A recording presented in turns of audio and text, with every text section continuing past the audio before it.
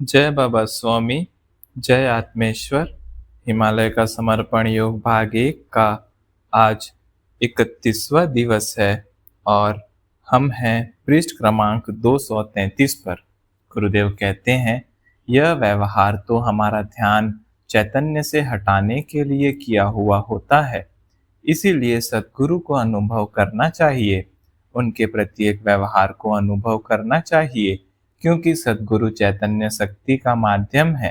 वे जो भी करे वह केवल चैतन्य के लिए होगा, इसलिए सद्गुरु को केवल अनुभव करना चाहिए। सद्गुरु आचरण करते नहीं, आचरण उनसे होता है, व्यवहार उनसे होता है। उनमें कर्ता का भाव नहीं होता है और कर्ता और अकर्ता ये दो व्यवहार है। कर्ता द्वारा व्यवहार आचरण किया जाता है और अकर्ता से आचरण होता है। जब तक कर्ता का भाव होता है, होने की प्रक्रिया प्रारंभ नहीं होती है, क्योंकि जहाँ मैं है वहाँ पर वह नहीं है और जहाँ वह आ गया वहाँ पर मैं नहीं है। मैं के रहते वह कभी नहीं हो सकता है। मैं के साथ किए गए व्यवहार में, आचरण में उस व्यक्ति के प्रभाव होते हैं। प्रभाव अच्छे व बुरे दोनों ही हो सकते हैं, पर मैं रहित स्थिति में किए गए व्यवहार व आचरण में केवल चैतन्य ही चैतन्य होता है, जो दिखता नहीं है पर अनुभव हो सकता है। सद्गुरु व्यवहार से मुक्त है, वे व्यवहार करते नहीं हैं, परमात्मा उनके माध्यम से कुछ व्यवहार करवाते हैं और परमात्मा द्वारा किए गए व्यवहार में परमात्मा किसी न किसी रूप में होगा ही और परमात्मा का कोई आकार नहीं है, इसलिए वह दिख नहीं सकता। वह शक्ति के रूप में होता है, इसलिए केवल अनुभव हो सकता है। इसलिए सद्गुरु के प्रत्येक व्यवहार से परमात्मा की शक्ति बहती रहती है, पर उनके व्यवहार पर ध्यान न रखकर हमें वह अनुभव करनी होती है। यह होता तो बड़ा कठिन है कि जो दिख रहा है उससे आंखें मूंदना और जो नहीं दिख रहा है वह अनुभव करना। बस यही तो अभ्यास करना होता है। जिसे यह अभ्यास करना आ गया, समझ लो उसे फिर सब आ गया। जो दिख नहीं रहा है उसे अनुभव करना ही परमात्मा की ओर एक कदम है। एक बार इस रास्ते पर चल दिए तो फिर सब जगह परमात्मा का अनुभव होना शुरू हो जाएगा और फिर हमें अनुभव होगा सारा विश्व ही परमात्मामय है। मैं ही मूर्ख उसे अनुभव नहीं कर पा रहा था। यह अनुभव करने का अभ्यास सद्गुरु के सानिध्य में होता है। परमात्मा सारे विश्व के कण कण में भरा पड़ा है। हम सदैव परमात्मा के साथ ही रहते हैं। वह सदैव हमारे साथ होता है, हम ही उसके साथ नहीं होते हैं। हम सदैव उसके साथ इसीलिए नहीं होते हैं क्योंकि परमात्मा तो वर्तमान समय में होता है और हम या तो भूतकाल में जी रहे होते हैं या भविष्य काल के विचार कर रहे होते हैं। तो आज का, वर्तमान का परमात्मा हमें अनुभव होगा कैसे? वह अनुभव हो यह संभव ही नहीं है। हम वर्तमान में नहीं होते हैं, इसलिए हमारा चित्त वर्तमान में नहीं होता है और हमारा चित्त वर्तमान में नहीं होता है, इसलिए परमात्मा की वर्तमान की अनुभूति हमें नहीं होती है। हमारा चित्त सदैव भूतकाल की दुखद घटनाओं पर होता है, बुरे व्यक्तियों पर होता है और जब हमारा चित्त वर्तमान में है ही नहीं तो अनुभूति कैसे होगी? परमात्मा की अनुभूति एक जीवंत प्रक्रिया है। वह हम अपने जीवन काल में वर्तमान में रहकर ही कर सकते हैं, लेकिन परमात्मा की अनुभूति पाने के लिए अत्यंत आवश्यक है कि हम वर्तमान में ही रहे और हमारा चित्त कहीं भी नहीं रहे, एकदम शून्य रहे, ताकि वह विश्व चेतना को ग्रहण करने के लिए सदैव तैयार रहे। विश्व चेतना तो प्रत्येक क्षण हमें मिलने के लिए तैयार होती है, हम ही तैयार नहीं होते हैं। यह तैयार होना ही ध्यान है। शरीर से और चित्त से कुछ भी न करना ध्यान है। ध्यान एकदम सरल प्रक्रिया है, केवल सही मार्गदर्शन के अभाव में कठिन प्रतीत होती है। इसलिए सद्गुरु के सानिध्य में वह सरल लग सकती है। मुझे लगा मानो गुरुदेव मुझे अपने सानिध्य में रखकर यह सब ज्ञान दे रहे हैं। वे मानो कह रहे थे, एक बार एक स्थान पर परमात्मा के चैतन्य का अनुभव करना आ गया तो फिर विश्व में कहीं भी परमात्मा को अनुभव कर सकते हैं। पर यह सरल लगने वाली प्रक्रिया बड़ी कठिन है, और वह सरल प्रक्रिया इसलिए कठिन लगती है क्योंकि हम ही कठिन हैं। हम रहते कहीं हैं और सोचते कहीं हैं। यह एक विसंगत जीवन है। जीवन में रहने और होने में कोई तालमेल ही नहीं है। जब शरीर व चित्त का तालमेल हो जाए और हम चित्त से जहाँ पर है वहीं पर शरीर से भी रहे तो ध्यान खुद ब खुद लग जाएगा। ध्यान करने की चीज नहीं, ध्यान होने की चीज है। वह हो जाता है। ध्यान एक स्वाभाविक प्रक्रिया है, पर उसके लिए हमें ही स्वाभाविक होने की आवश्यकता होती है। हम जैसे ही स्वाभाविक हो जाते हैं तो प्रकृति की शक्ति हमारे भीतर से बहनी प्रारंभ हो जाती है और अपना स्वयं का अस्तित्व शून्य हो जाता है। फिर हम प्राकृतिक शक्तियों के माध्यम हो जाते हैं और फिर हम कार्य करते नहीं, कार्य हो जाते हैं। कार्य करना और कार्य होना, इसके बीच की कड़ी में ही ध्यान होता है। ध्यान भी किया नहीं जाता, ध्यान हो जाता है। इस जंगल में इतनी शांति थी कि उस जंगल की ही शांति की आवाज में लय सुनाई देने लग जाती थी। उस शांति का भी अपना एक नाद होता था। रात के समय तो यह और भी अधिक सुनाई देता था। यहाँ पर जंगल में बहुत जुगनू थे जो रात में अंधेरे में चमकते थे। कई बार तो जंगल में जुगनुओं की बरसात जैसा वातावरण हो जाता था। जुगनू सारी रात अपने शरीर के प्रकाश से अंधेरा दूर करने का प्रयास करते थे, मानो वे कह रहे हो कि जब तक जीवन है दूसरों को प्रकाश दो और अपने आसपास का अंधेरा जितना हो सके उतना दूर करो। सारी दुनिया में फैला अंधेरा तो हम दूर नहीं कर सकते, पर कम से कम अपने आसपास का अंधेरा तो दूर कर ही सकते हैं, और उतना ही हम हमारे जीवन में कर ले। ये जुगनू मेरे मित्र हो गए। रोज रात मेरे कुटीर में मुझसे मिलने आते हैं और कुटीर में ही मानो तारों की बरसात सी आ जाती है। वे उजाला कर कहते थे, यह मत देखो कि अंधेरा कहाँ तक है, बस अपना दिया जला लो। उनका यह संदेश सच भी लगता था। मनुष्य का जीवन कितना छोटा है और इस छोटे से जीवन में वह सारी दुनिया को बदलना चाहता है, सारे विश्व को प्रकाशित करना चाहता है, सारे विश्व का अंधेरा दूर करना चाहता है, और देखता रहता है, खोजता रहता है कि दुनिया में अंधेरा कहाँ तक है। जीवन भर यह देखते देखते ही कब उसका जीवन अंधेरे में खो जाता है, यह उसको स्वयं को भी पता नहीं चलता है। इस जगत की अज्ञानता का अंधेरा इतना अधिक है कि उसे हटाना किसी एक मनुष्य के बस की बात नहीं है। सारे विश्व में अज्ञानता का अंधेरा भरा पड़ा है। हम सारा जीवन उसे खोजने बैठे तो भी वह अंधेरा जहाँ तक है उसके दूसरे सिरे तक भी पहुँच नहीं सकते। हम जीवन में कभी यह नहीं जान सकते कि अंधेरा इस जगत में कहाँ तक है।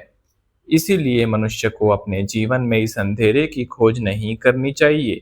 हाँ, बस अपना आत्मदीपक जला लेना चाहिए, और इस प्रकार इस जगत का प्रत्येक मनुष्य अपना आत्मदीपक जला ले तो हो सकता है कि इस जगत में अंधेरा बाकी ही नहीं रहे और सारे विश्व में उजाला ही उजाला हो। ठीक इसी प्रकार मनुष्य भी दूसरों के दोषों को देखने में और दूसरों के दोष खोजने में, कहाँ क्या बुरा हो रहा है, कहाँ क्या ठीक नहीं हो रहा है, यह ढूंढने में ही अपना सारा जीवन व्यतीत कर देता है। और दूसरों के दोष देखकर भी वह दूसरों के दोष दूर नहीं कर पाता है। जो मनुष्य खुद के ही दोष दूर नहीं कर पाता है, वह दूसरों के दोष कैसे दूर कर पाएगा। इसलिए मनुष्य ने जीवन में अपना समय दूसरों के दोष दूर करने में व्यतीत नहीं करना चाहिए। मनुष्य ने आत्मा भिमुख होना चाहिए और पहले अपने ही दोष खोजने चाहिए, अपने भीतर के मन के अंधेरे को दूर करना चाहिए। मनुष्य अपने दोष दूर कर सकता है क्योंकि वे दोष उसके अपने करीब है, अपने पास है, और पास होने के कारण उन्हें दूर करना आसान होता है। मनुष्य ने सदैव जीवन में दूसरों के दोष दूर करने की जगह अपने स्वयं के दोष दूर करने चाहिए, क्योंकि मनुष्य अपने जीवन में ठीक से इतना भी नहीं कर सकता है। यानी मानव जीवन कितना छोटा है, इसका अंदाजा इसी बात से लगाया जा सकता है।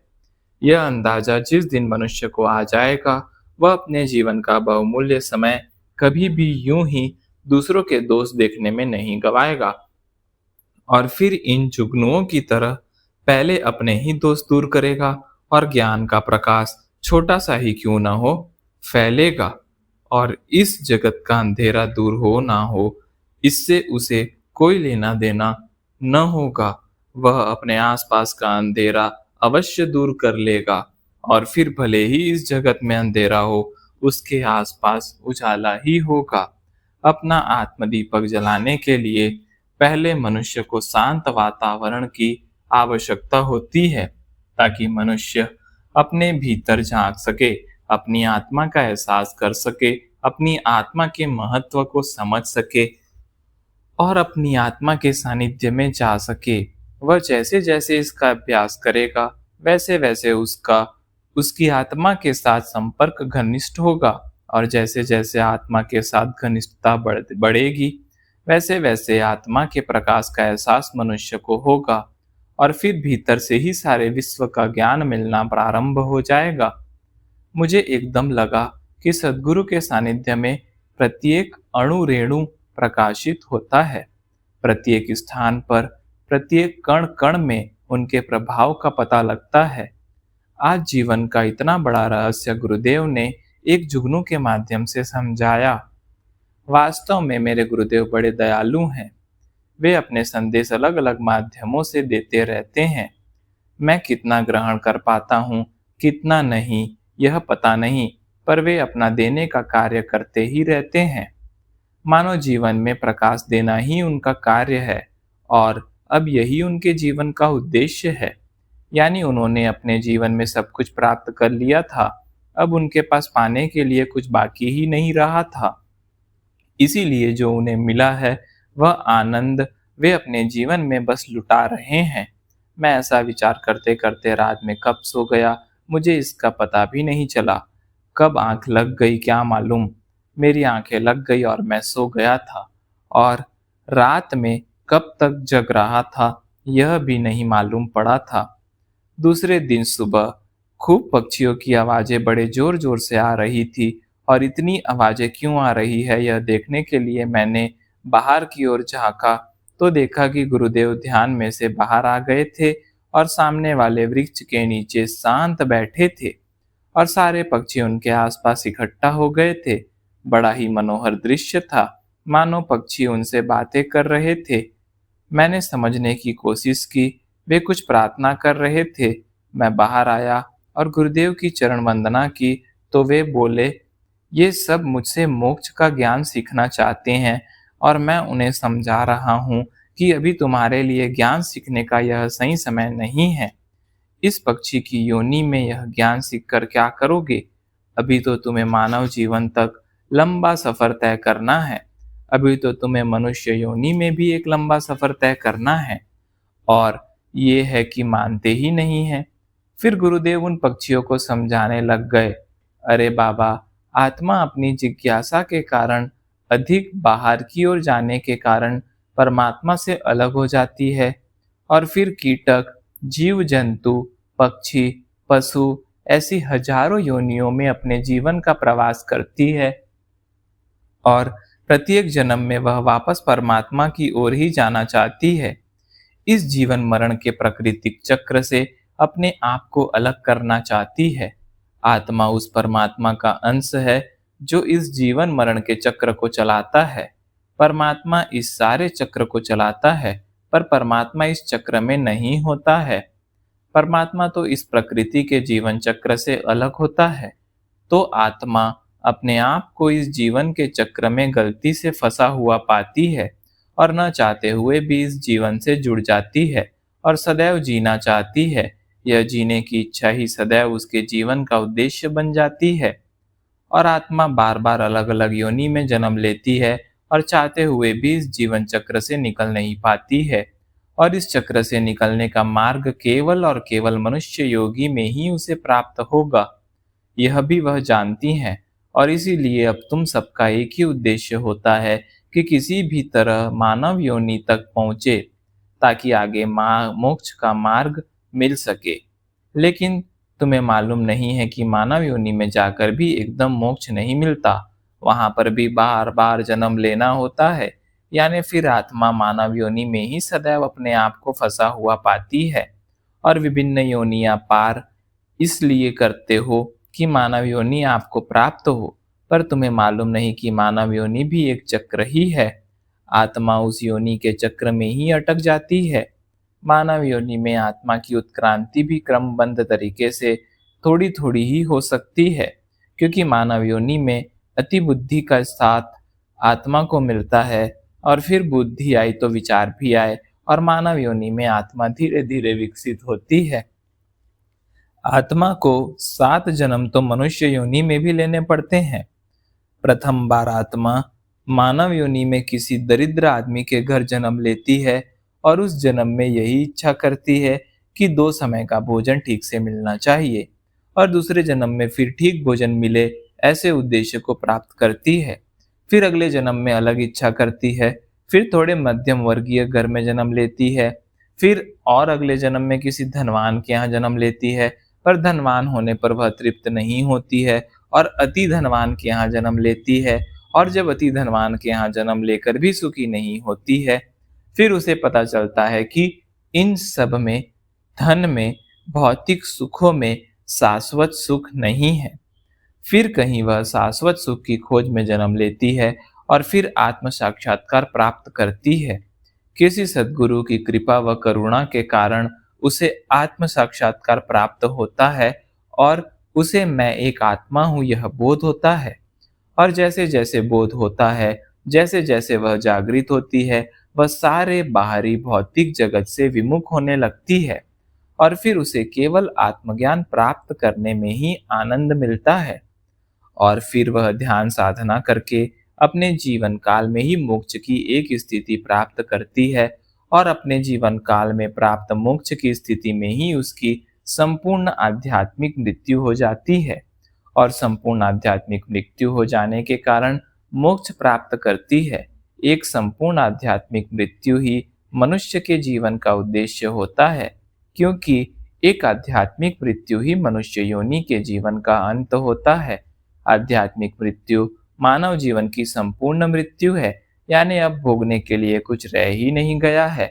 मृत्यु 3 प्रकार की होती है। पहली मृत्यु होती है अधिभौतिक मृत्यु, यानी असमय आने वाली मृत्यु। अचानक शरीर में कोई बड़ी बीमारी हो जाए और जीवन बाकी रहा हो और मृत्यु हो जाए, तो वह अधिभौतिक मृत्यु होती है। अगर अच्छी चिकित्सा सुविधा व उपचार हो तो इस मृत्यु से मनुष्य बच सकता है। मनुष्य अधिकतर इसी मृत्यु से मरता है। दूसरी होती है अधिदैविक तरीके से मृत्यु। यह मृत्यु आत्महत्या करके होती है या किसी दुर्घटना के कारण होती है। इसमें भी अचानक मृत्यु हो जाती है, जबकि जीवन बाकी रहता है, जीने की इच्छा बाकी रहती है और मृत्यु हो जाती है। तीसरी मृत्यु होती है आध्यात्मिक मृत्यु। यह मृत्यु मनुष्य योनि की समग्र मृत्यु है। इस मृत्यु के बाद पूर्ण मोक्ष मिलता है, क्योंकि न जीने की कोई इच्छा रही और न जीने का कोई उद्देश्य रहा। पर इस प्रकार की मृत्यु प्राप्त करने के लिए मनुष्य को भी कई जन्म लेने पड़ते हैं। इस मृत्यु में शरीर का मोह भी छूट जाता है। कई बार कई संत महात्मा इस प्रकार की मृत्यु का वर्णन करते हैं। वे अपने शरीर को जर्जर अवस्था तक लेकर जाते हैं, ताकि शरीर का कोई मोह मोक्ष के मार्ग में बाधा न बने। फिर उनकी आत्मा देह छोड़ती है, कभी देह न धारण करने के लिए। ऐसे संत मृत्यु का वर्णन करते हैं। अपनी सारी आध्यात्मिक शक्ति अलग माध्यमों में बांट देते हैं और स्वयं शक्तिहीन हो जाते हैं, और फिर वे दूसरों की बीमारियां ठीक करते हैं, और ठीक करने की क्रिया में वे स्वयं पर वह बीमारी ले लेते हैं। इसीलिए इन संतों को बड़ी बड़ी बीमारियां होती है, या यूं कहे कि चंदन की अगरबत्ती की तरह अपने अंतिम समय तक स्वयं जलकर दूसरों को सुगंध देते रहते हैं, और आसपास के वातावरण को भी सुगंधित रखते हैं, और उनके चले जाने के बाद भी उनकी सुगंध उनके स्थान पर होती ही है। इस प्रकार से जब दूसरे का भला करने की शुद्ध इच्छा लेकर आत्मा बार बार जन्म लेती है, तो बाद में भला करना उसका स्वभाव बन जाता है, और इस स्वभाव के कारण जो आभामंडल शरीर के आसपास निर्मित होता है, वह शरीर त्यागने के बाद भी सदैव बना रहता है। इसीलिए संत महात्मा की समाधि के पास हम चैतन्य की लहरियों को सालों बाद भी महसूस करते हैं, क्योंकि वहाँ वह शरीर रखा हुआ है जो शरीर अपने जीवन काल में लाखों आत्माओं के साथ जुड़ा था, और लाखों आत्माएं उसके साथ जुड़ी हुई थी। इन चैतन्य लहरियों को हमारी आत्मा सदैव अनुभव करती है। इसीलिए ऐसे सद्गुरु की समाधि के पास लाखों आत्माएं जाकर आत्म शांति पाती है। आत्मा इसीलिए आत्म शांति पाती है क्योंकि उस समाधि के पास जाने पर उसका अस्तित्व शून्य हो जाता है, और अस्तित्व शून्य इसीलिए हो जाता है क्योंकि समाधि के पास लाखों आत्माओं की सामूहिकता होती है। इस प्रकार से हम जान सकते हैं कि सामूहिकता में ही परमात्मा की शक्ति होती है। एक संपूर्ण, परिपूर्ण, समग्र आध्यात्मिक मृत्यु को प्राप्त करना व अपने आप को इस जीवन मरण के चक्र से मुक्त करना ही प्रत्येक आत्मा का उद्देश्य होता है। नियमानुसार मनुष्य के 7 जन्म होने के बाद ही मनुष्य को मोक्ष प्राप्त हो सकता है। यह पूर्ण चक्र मनुष्य को पार करना ही पड़ता है और कोई रास्ता नहीं है।